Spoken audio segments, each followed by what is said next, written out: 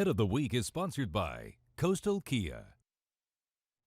And it's time to introduce you to our pet of the week. This is Island. She was found as a stray and is living right now at the Columbus County Animal Shelter and would love to find her forever home. Island is 2 years old, around 45 pounds, so she's considered a medium-sized dog. She's spayed, vaccinated, microchipped, and dewormed.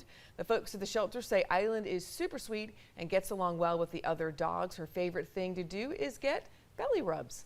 The Columbus County Animal Shelter, like many other shelters, they're crowded, so they have dropped adoption fees for dogs and for cats to $20. That does cut some of the costs down for you. Just make sure you can afford to feed her and keep her healthy forever.